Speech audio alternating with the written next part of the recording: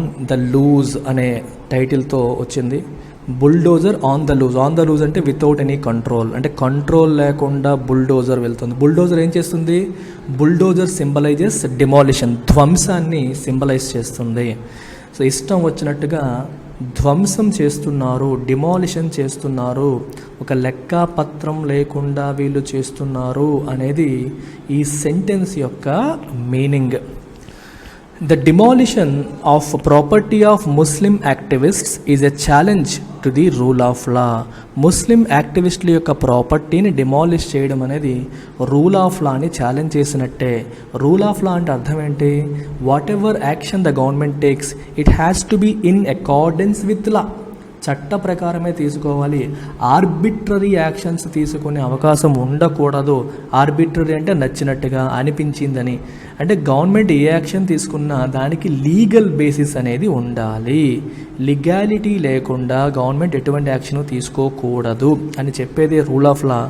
కానీ ఇలా బుల్డోజర్స్తో ప్రాపర్టీని డిమాలిష్ చేయడం, అది కూడా ఎస్పెషల్లీ ముస్లిం యాక్టివిస్టుల యొక్క ప్రాపర్టీని, అంటే ఒక కమ్యూనిటీని టార్గెట్ చేస్తూ డిమాలిష్ చేయడం ఏదైతే జరుగుతుందో అది రూల్ ఆఫ్ లాకి ఛాలెంజ్ విసురుతున్నట్టే లెక్క అని చెప్పి ఈ సెంటెన్స్ యొక్క meaning. The demolition of houses and buildings linked to protesters in Uttar Pradesh is nothing but retribution and collective punishment targeted at Muslims. చూడండి, ఈ డిమాలిషన్ డ్రైవ్ ఏదైతే జరుగుతోందో, ఎక్కడ ఉత్తరప్రదేశ్లో జరుగుతోందో ప్రజెంట్, అది ఎటువంటిది? ప్రొటెస్టర్స్కి సంబంధించి. ఇప్పుడు ఉత్తరప్రదేశ్లో ఏం చేశారంటే, ఎవరైనా సరే నిరసనల పేరుతో పబ్లిక్ ప్రాపర్టీని ధ్వంసం చేస్తే, రైట్స్ అల్లర్లలో పాల్గొని పబ్లిక్ ప్రాపర్టీని ఎవరైనా ధ్వంసం చేస్తే వాళ్ళకి మేము పనిష్ చేస్తాము, అలాగే విడిచిపెట్టేయము అని చెప్పి ఉత్తరప్రదేశ్ గవర్నమెంట్ హెచ్చరించడం అనేది జరిగింది. హెచ్చరించడమే కాకుండా ఎవరైతే పబ్లిక్ ప్రాపర్టీని ధ్వంసం చేస్తున్నారో వాళ్ళ యొక్క పర్సనల్ ప్రాపర్టీని గవర్నమెంట్ ధ్వంసం చేస్తుందని చెప్పి బెదిరించడం కూడా జరిగింది. అయితే ఈ స్టోరీ కొంచెం మనం వెనక్కి వెళ్ళి తెలుసుకుందాం. So let's go back to the story once and then we will understand this in a detailed manner. So ఒక్క నిమిషం మీరు అటెన్షన్ పే చేస్తే let's discuss about some background about this story. ఓకేనా? సో కొంచెం మనం చూద్దాం ఉత్తరప్రదేశ్లో ఎప్పుడు ఈ స్టోరీ స్టార్ట్ అయ్యింది, ఎందుకు స్టార్ట్ అయ్యింది, ఎలా స్టార్ట్ అయ్యింది అనేది ఒక్కసారి మనం మాట్లాడదాం.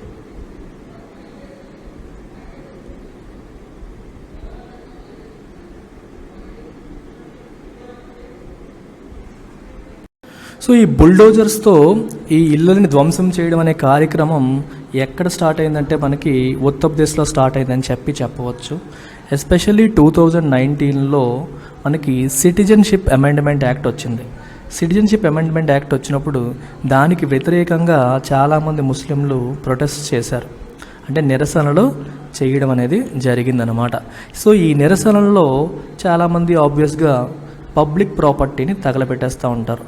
So some people damaged public ప్రాపర్టీని డ్యామేజ్ చేయడం అనేది మనం చూస్తూ ఉంటాం. సో ఎప్పుడైతే ఈ పబ్లిక్ ప్రాపర్టీని డ్యామేజ్ చేశారో వాళ్ళ నుంచి we will recover damages from them. ఎవరైతే డ్యామేజ్ చేశారో వాళ్ళ నుంచి మేము రికవర్ చేస్తాము అని చెప్పి ఉత్తరప్రదేశ్ గవర్నమెంట్ ఆర్డర్స్ పాస్ చేసింది. Passed orders to recover damages అని చెప్పడం జరిగింది. తర్వాత దీనికోసం సెపరేట్గా ఒక చట్టాన్ని కూడా తీసుకొచ్చారు. ఆ చట్టం పేరు UP recovery of damages public and private property act 2020. ఈ 2020లో ఇలాంటి చట్టాన్ని కూడా తీసుకురావడం అనేది జరిగిందనమాట. అంటే ఇష్టం వచ్చినట్టు ఎవరు పడితే వాళ్ళు వచ్చేసి ప్రభుత్వ ఆస్తి అంటే వాళ్ళకి విలువ లేకుండా పోతుంది, నిరసనల పేరుతో నాశనం చేస్తున్నారు అని చెప్పి వాళ్ళ నుంచి డ్యామేజెస్ రికవర్ చేసుకుంటామని చెప్పి UP recovery of damages to public and private property act 2020 తీసుకురావడం అనేది జరిగిందనమాట. అయితే ఇదంతా బాగానే ఉంది, కానీ గవర్నమెంట్ ఇప్పుడు చూడండి, నార్మల్ పర్సన్ కొన్ని తప్పులు చేశాడు, వాడు ఇష్టం వచ్చినట్టు ప్రవర్తించాడు అంటే ఓకే. కానీ గవర్నమెంటే బుల్డోజర్లు వేసుకొని జనాల మీద పడిపోయి జనాల యొక్క ఇల్లుని ధ్వంసం చేయడం, కమర్షియల్ కాంప్లెక్స్ని కంప్లీట్గా ధ్వంసం చేయడం అనేది ఎంతవరకు లీగల్, ఎంతవరకు లెజిటిమేట్ అనే విషయాన్ని మనం ఆలోచించాల్సిన అవసరం ఉంది ఇక్కడ. సో దాని గురించి ఇక్కడ మనం డిస్కస్ చేయాలి. ఇక్కడ నథింగ్ బట్ రెట్రిబ్యూషన్ అన్న. రెట్రిబ్యూషన్ అంటే పనిష్మెంట్ అండ్ కలెక్టివ్ పనిష్మెంట్, రెండింటికి సిమిలర్ మీనింగే. టార్గెటెడ్ ముస్లిమ్స్ అంటే ముస్లిమ్స్ని పనిష్ చేయడానికి, కలెక్టివ్గా ముస్లిమ్స్ అందరినీ పనిష్ చేయడానికి, వాళ్ళని పీనలైజ్ చేయడానికి ఒక రకంగా ఉత్తరప్రదేశ్ ప్రభుత్వం చేస్తున్న ప్రయత్నమే ఈ డిమాలిషన్ డ్రైవ్, ధ్వంసం చేసే కార్యక్రమం అని చెప్పి ఇక్కడ అంటున్నారు. దీనికి నాంది 2019 సిఏఏ ప్రొటెస్ట్ అప్పుడు జరిగింది. ఇంకా స్టోరీ చూస్తూ వెళ్దాం. The destruction of the residence of Javed Mohammad, welfare party of India activist and a businessman in Prayagraj shortly after he was identified by the police as an alleged conspirator behind the violence during a protest amply demonstrates this. చూడండి, జావేద్ మొహమ్మద్ అనే వ్యక్తి యొక్క ఇల్లుని destroy చేశారు. అతను welfare party of India యొక్క activist, ఒక business man. ఏ ప్రాంతానికి చెందిన వ్యక్తి? ప్రయాగ్రాజ్ ప్రాంతానికి చెందిన వ్యక్తి. ఎప్పుడు? Shortly after he was identified by the police as an alleged conspirator. Conspirator అంటే కుట్రదారుడు, కాన్స్పిరసీ అంటే కుట్ర, కాన్స్పిరేటర్ అంటే కుట్ర చేసిన వాడు, ఎలీజ్డ్ అంటే ఆరోపిస్తున్న విధంగా, అంటే కన్ఫర్మ్ కాలేదు బట్ అతనే కుట్రదారుడిలా ఉన్నాడని ఆరోపణ వచ్చిందనమాట. సో ఒక ప్రొటెస్ట్ జరుగుతున్నప్పుడు దాని వెనకాలన్న వైలెన్స్, ప్రొటెస్ట్ జరిగినప్పుడు వైలెన్స్ జరిగింది, వైలెన్స్ వెనకాల ఉన్నది ఈ పర్టికులర్ జావేద్ మహమ్మదే అని చెప్పి అలిగేషన్స్ అనేవి రావడం జరిగింది. అండ్ ఇమీడియట్గా వెళ్ళి వాళ్ళ ఇళ్ళని ధ్వంసం చేసేసారు. సో వాళ్ళ ఇళ్ళని ధ్వంసం చేయడం అనేది దేన్ని డెమాన్స్ట్రేట్ చేస్తుంది? పనిష్మెంట్, కలెక్టివ్ పనిష్మెంట్ టార్గెటెడ్ ముస్లిమ్స్ని ఇది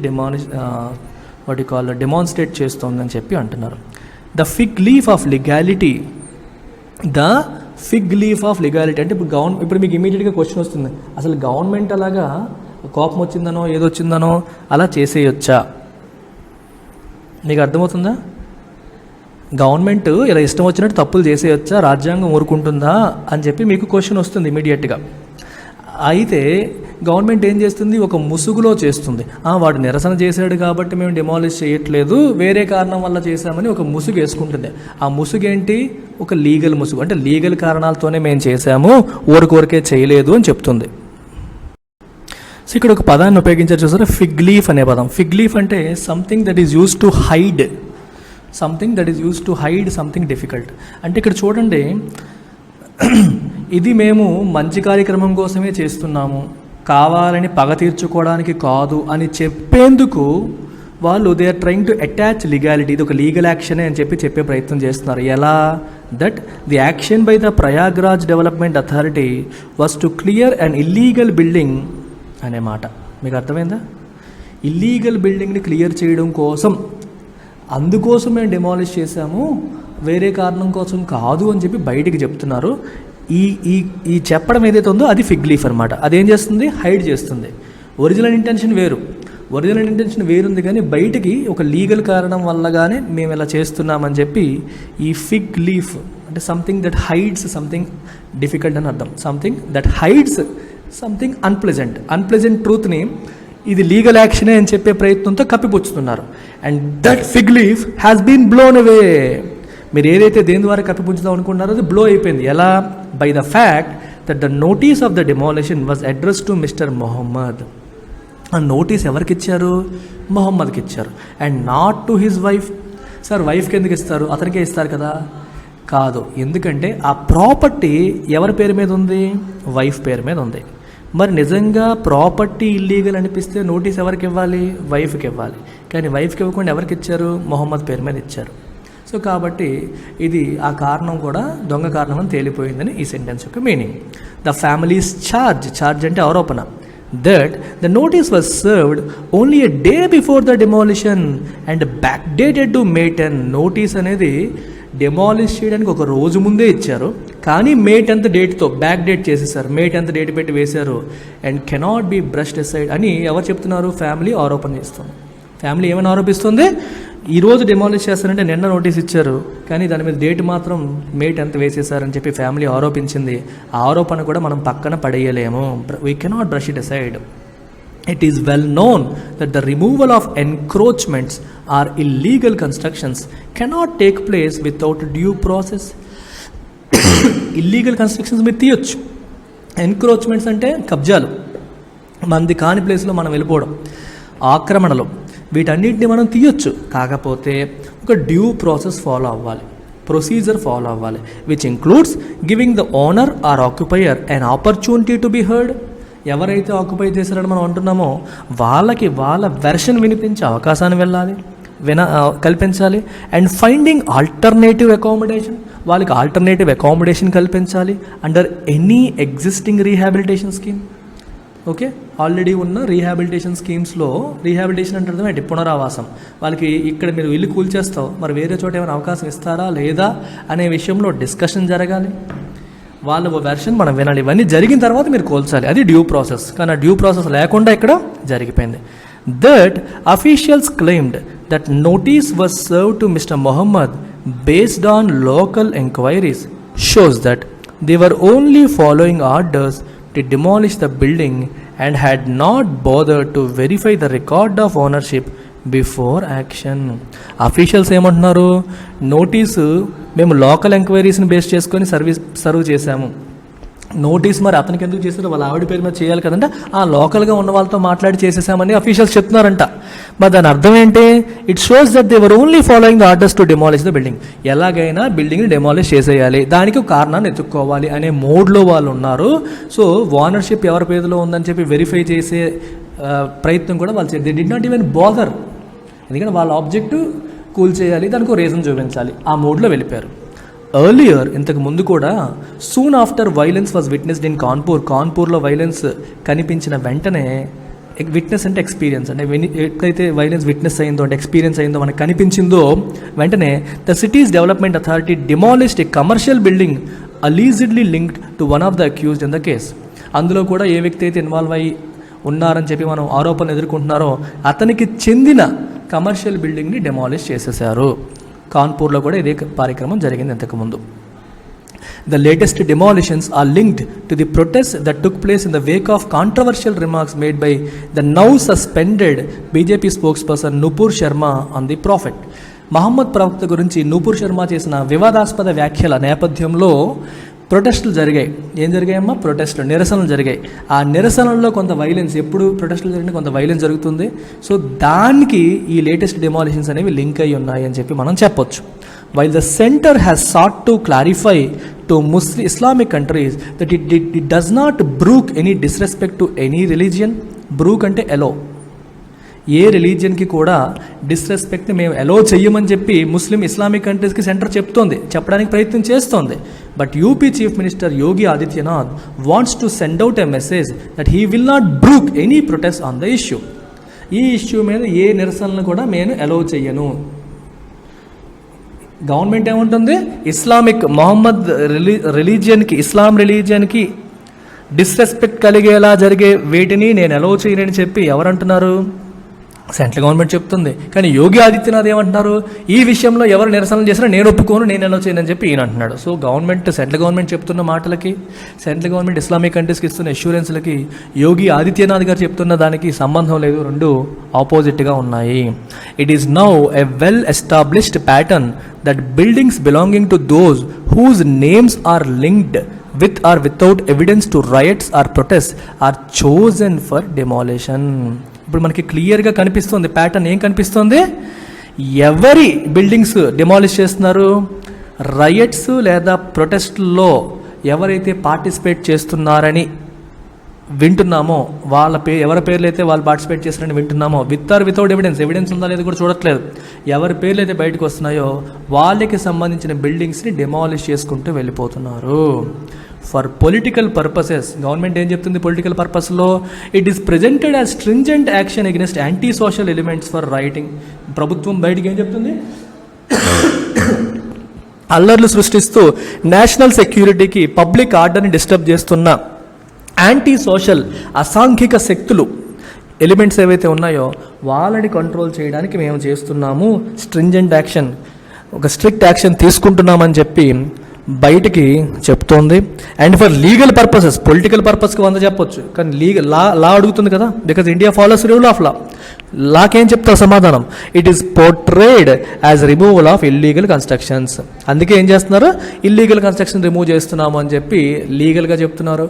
పొలిటికల్ మెసేజింగ్ ఎలా ఇస్తున్నారు? ఎవరైతే మనకి యాంటీ సోషల్ ఎలిమెంట్స్ ఉంటాయో వాటిని మేము ఉక్కుపాదంతో అణిచివేస్తాము అని చెప్పి పొలిటికల్ మెసేజింగ్ వెళ్తుంది. అబ్బా బీజేపీ చూడండి అల్లర్లు చేసే వాళ్ళని ఒక్కసారిగా అణిచివేస్తున్నారన్న ఫీలింగ్ పొలిటికల్ మెసేజింగ్ ద్వారా వస్తుంది. కానీ ఎమోషన్స్కి చట్టం ఒప్పుకోదు కాబట్టి చట్ట ప్రకారం ఇల్లీగల్ బిల్డింగ్స్ని కూలుస్తున్నామని చెప్పి చెప్తున్నారు. ఇట్ ఈస్ అన్ఫార్చునేట్, దురదృష్టకరం and a defining feature of these convoluted times that some states take such pride in demolishing buildings that they want the bulldozer to symbolize their purported resolve in keeping minorities under check. Minorities under check అంటే మైనారిటీస్ని కంట్రోల్లో ఉంచడానికి, purported అంటే చెప్పబడుతున్న, అనుకుంటున్న, resolve అంటే పట్టుదల. అంటే వాళ్ళు ఎలాగైనా సరే మైనారిటీస్ని కంట్రోల్లో ఉంచాలి, వాళ్ళు మన కిందే ఉంచాలి అని వాళ్ళు గట్టిగా ఒక రెజల్యూషన్ తీసుకున్నారు, గట్టిగా శపథం చేశారు, గట్టిగా అనుకుంటున్నారు, ఒక పట్టుదలగా ఉన్నారు. దానికి బుల్డోజర్ సింబలైజ్ చేస్తుంది. This bulldozer symbolises their resolve. Bulldozer symbolises their resolve in keeping minorities under check. అర్థమైందా? చాలా ఇంపార్టెంట్ సెంటెన్స్. అండర్ చెక్ అంటే కీప్ దెమ్ అండర్ చెక్ అంటే వాళ్ళని కంట్రోల్లో ఉంచడం. సో సైలెంట్గా ఉండండి, లేకపోతే బుల్డోజర్ వచ్చి మీ ఇల్లు కూల్చేస్తుందని ఒక రకంగా బెదిరింపు ఎక్కడ జరుగుతోంది అని దీని అర్థం అనమాట. The supreme court has ordered the status quo to be maintained. Status quo అంటే యథాతథ స్థితి. The situation as it is now. ప్రస్తుతం ఏ సిచ్యువేషన్ అయితే ఉందో అది అలాగే మెయింటైన్ చెయ్యాలి in respect of demolitions at Jahangirpuri in Delhi. Jahangirpuri ఢిల్లీలో ఆ కేసులో ఏం చెప్పింది సుప్రీంకోర్టు? యథాతథ స్థితి మెయింటైన్ చేయండి, కొత్తగా డెమాలిషన్స్ చేయొద్దు అని చెప్పి సుప్రీంకోర్టు ఆర్డర్ చేసింది. 6 former Supreme Court and High Court judges and 6 senior advocates have appealed to the Supreme Court to take sumo to cognizance of the demolitions. 6 supreme court పాత జడ్జిలు, high court జడ్జిలు, senior advocates వీళ్ళందరూ ఏమంటున్నారు? సుప్రీంకోర్టుకి appeal చేశారు. Suo motu cognizance. Suo motu అంటే on its own valuation, అంటే తనంతట తానే, అంటే ఎవరో వచ్చి మీ మీద కేసు పెట్టి కాకుండా తనంతట తానే సుప్రీంకోర్టు దీన్ని గుర్తించి యాక్షన్ తీసుకోవాలి అని చెప్పి వీళ్ళందరూ కూడా సుప్రీంకోర్టుకి అపీల్ చేస్తున్నారు.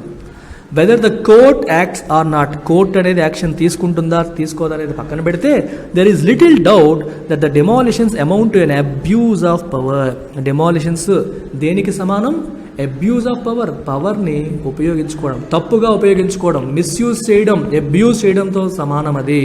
And challenge to the rule of law. Rule of లాని ఛాలెంజ్ చేసినట్టే. అండ్ అది ఇన్హరెంట్లీ ఇల్లీగల్. అది ఇల్లీగల్ ఎందుకంటే డ్యూ ప్రాసెస్ ఫాలో అవ్వట్లేదు, ప్రపోర్షనాలిటీ కూడా లేదు. What is the meaning of proportionality? Very important sentence ఇది. ప్రపోర్షనాలిటీ అంటే అర్థం ఏంటి? ఎంత తప్పుకి అంత శిక్ష. ఈరోజు గవర్నమెంట్ ఆఫ్ ఇండియా ఒక ఒక గోల్ తీసుకుంది. గోల్ ఏంటి? యాంటీ సోషల్ ఎలిమెంట్స్ని కంట్రోల్లో పెట్టాలని, పబ్లిక్ ప్రాపర్టీకి ఎవరైనా డ్యామేజ్ చేస్తే వాళ్ళని దారిలో పెట్టాలనేది గోల్. దానికోసం గవర్నమెంట్ ఎంచుకున్న మీన్స్ ఏంటి? మీన్స్ అంటే మార్గం ఏంటి? డిమాలిషన్. చూడండి, ప్రపోర్షనాలిటీ అంటే అర్థం ఏంటి? నువ్వు ఏ గోల్ అయితే ఎంచుకున్నావో ఆ గోల్కి తగ్గట్టుగా నీ మార్గం ఉండాలి. ఈ మీన్స్ అనేది should not be harsher than the end. అంటే మనం చూడండి, ఒక చిన్న పనికి పెద్ద శిక్ష వేస్తామా? ఇప్పుడు ఆలోచించండి, ఒక చిన్న స్పారో ఉంది, స్పారోని చంపడానికి ఒక పెద్ద కెనాన్ వాడతామా? స్పారో ఎంత ఉంటుంది? ఎంత ఉంటుంది. సో దానికి ఏం చేయాలో అది చెయ్యాలి. అంతేగాని ఎంత పెద్ద కెనాన్ తీసుకొని వచ్చేస్తావా? కెనాన్ అంటే తెలుసు కదా మనకి, పెద్దది ఉంటుంది, పెద్ద పెద్ద బాంబులు, పెద్ద పెద్ద బుల్లెట్స్ వస్తాయి, మీరు చూస్తూ ఉంటారు యుద్ధాల్లో. అంటే ఎంత ఆబ్జెక్టివ్కి అంత మార్గం ఎంచుకోవాలి. చిన్న పనికి చిన్నది, పెద్ద పనికి పెద్దది. నీ గోల్ ఏమో వీళ్ళని కంట్రోల్ చేయాలి, దానికి నువ్వు ఎంచుకున్న మార్గం ఏమో చాలా హార్ష్గా, చాలా వైలెంట్గా ఉంది అని అంటున్నారు. అలా ఉన్నప్పుడు అది ప్రపోర్షనాలిటీ టెస్ట్ ఫెయిల్ అయినట్టు. ప్రపోర్షనాలిటీ అంటే ఎంచుకున్న గోల్కి తగ్గట్టుగా మార్గం ఉండాలి. మీన్స్ అనేది ఎండ్కి ప్రపోర్షనల్గా ఉండాలి. Should not be more than that. ఇప్పుడు ఒక పిల్లోడు క్లాస్కి లేట్గా వచ్చాడు అనుకోండి, అది కాలేజ్ చేతులు ఎరగొట్టేస్తామా? 4 గుంజీలు తీయించు, పర్లేదు. ఎందుకు నేను కాలేజ్ చేతులు ఎరగొట్టానంటే రేపు పొద్దున్న ఎవడూ క్లాస్కి లేట్ కాకూడదు అని చెప్పొచ్చు. కానీ శిక్ష పెద్దగా లేదా? చూడండి, నిజంగానే విరగ్గొట్టేస్తే ఏమవుతాడు వాడు? అంటే తప్పుకు తగ్గట్టుగా శిక్ష ఉండాలి. ఎంచుకున్న మార్గం అనేది మనం ఎంచుకున్న గోల్కి తగ్గట్టుగా ఉండాలి, దానికి మించి ఉండకూడదు అనేది ప్రపోర్షనాలిటీ అనమాట. ఈ పర్టికులర్ కేసులో ప్రపోర్షనాలిటీని ఫాలో అవ్వలేదు, డ్యూ ప్రాసెస్ని ఫాలో అవ్వలేదు. కాబట్టి ప్రభుత్వం చేసిన పని ఇన్హరెంట్లీ అంటే న్యాచురల్గానే బై డిఫాల్ట్ అది ఇల్లీగల్ యాక్టివిటీ అయిపోయినట్టుగానే ఇల్లీగల్ యాక్టివిటీ కింద మనం లెక్క తీసుకోవాలి. అది అయితే మీరు ఇక్కడ సమ్మరీ రాయండి. సమ్మరీ రాసేటప్పుడు మీకు 2 days బ్యాక్ హిందూ ఎక్స్ప్లెయినర్, ఇది కూడా హిందూ ఎక్స్ప్లెయినర్ మన శ్రీనివాస్ సార్ కవర్ చేస్తున్నారు. ఈ హిందూ ఎక్స్ప్లెయినర్లో దీని గురించే చాలా డీటెయిల్డ్గా ఆర్టికల్ ఇచ్చారు. I want you to save this article, ఎందుకు ఈ పీడిఎఫ్లో మీకు ఈ ఆర్టికల్ వస్తుంది. సో ఇందులో మీరు చూస్తే చూడండి, ఇందులో చాలా విషయాలు మాట్లాడారు. కొన్ని పాయింట్స్ నేను హైలైట్ చేస్తాను. ఆల్రెడీ సార్ కవర్ చేసేసారు. I'm just going to highlight some points here. అది మీరు ఒకసారి నోట్ చేసుకోండి అంతే. వీటి ద్వారా మీరు నోట్ మేకింగ్ అనేది చేసుకోవచ్చు. ఇక్కడ చూడండి ఒకసారి, ఈ recovery of damages to public and private property act గురించి మాట్లాడడం జరిగింది. ఇక్కడ చూడండి, ఎటువంటి చట్టాలనేది ఉల్లంఘిస్తుంది, రైట్ టు అడిక్వేట్ హౌసింగ్. ఇది చూడండి, ఇక్కడ నేను ఏదైతే హైలైట్ చేస్తున్నానో అదంతా మీరు నోట్ మేకింగ్లో చేసుకుంటే మీకు ఉపయోగపడుతుంది. ఇంటర్నేషనల్ హ్యూమన్ రైట్స్ లాలో కూడా దీని గురించి చెప్పడం జరిగింది. Article 25 of universal, I'm not going to explain all of them, I want you to make notes of this. అంటే ఇంటర్నేషనల్ రూల్లో లాలో కూడా దీన్ని యాక్సెప్ట్ చేయట్లేదు, డిమాలిషన్ని యాక్సెప్ట్ చేయట్లేదు అనేది మనకి ఇక్కడ కనిపిస్తుంది. అలాగే చూడండి, international covenant on economic, social and cultural rights article 11.1, ఇది కూడా ఏం చెప్తుంది? The right of everyone to an adequate standard of living for himself and his family including adequate food, clothing, housing and continuous improvement of living conditions. So ఈ points మీరు నోట్స్లో add చేసుకోవచ్చు అనమాట. అలాగే చివరిలో మీకు ఇది కన్క్లూజన్ ఎలా ఇవ్వచ్చు. As the custodian of India's constitutional order, it is high time that the judiciary acted and impose necessary checks on the unbridled exercise of power by the executive court should use international law to counter nationalist populist discourse. ఇలాంటిది మీరు కన్క్లూజన్లో ఇవ్వచ్చు. అంటే government nationalism పేరుతో populism అంటే అందరూ ఇష్టపడేది, అందరికీ నచ్చేది, అందరూ కోరుకునేది, అంటే కామన్ మ్యాన్ ఎక్కువగా ఎక్సైట్ అయ్యే అంశాన్ని పాపులిస్ట్ మెజర్స్ అంటారు.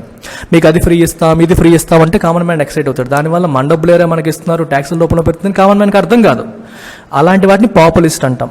నేషనలిస్ట్ అంటే జాతీయత, మన దేశం కోసం, దానికోసం. అంటే నేషనలిజం అనే పేరుతో వైలెన్స్ని ప్రేరేపించడం ఎంతవరకు కరెక్ట్? సో ఈ మాటల్ని ఉపయోగించి ఇలాంటి తప్పులు చేయడాన్ని మనం కౌంటర్ చేయాలి. దానికోసం సుప్రీంకోర్టు అనేది యాక్షన్ తీసుకోవాలని చెప్పి చక్కగా కన్క్లూజన్ అనేది రాశారు. హిందూ ఎడిటోరియల్తో పాటు ఎక్స్ప్లెయినర్ డైలీ చదవండి. ఎక్స్ప్లెయినర్ మీ ఆన్సర్ రైటింగ్ స్కిల్స్ని బిల్డ్ చేస్తుంది. అక్కడ కన్క్లూజన్స్ ఎలా రాయాలనే విషయంలో మీకు మంచి క్లారిటీ అనేది వస్తుందన్నమాట. సో దీనికి సంబంధించిన సుప్రీంకోర్టు కేసులు కూడా ఈ కన్క్లూజన్లో రాశారు. చూసారా, చూడండి, Bachchan Singh versus state of Punjab, Visakha versus state of Rajasthan, రీసెంట్గా జరిగిన పుట్టస్వామి వర్సెస్ యూనియన్ ఆఫ్ ఇండియాలో కూడా సుప్రీంకోర్టు ప్రిన్సిపల్ లేడౌన్ చేసింది. ఏమని? That fundamental rights guaranteed under the constitution must be read and interpreted in manner which would enhance their conformity with international human rights loss.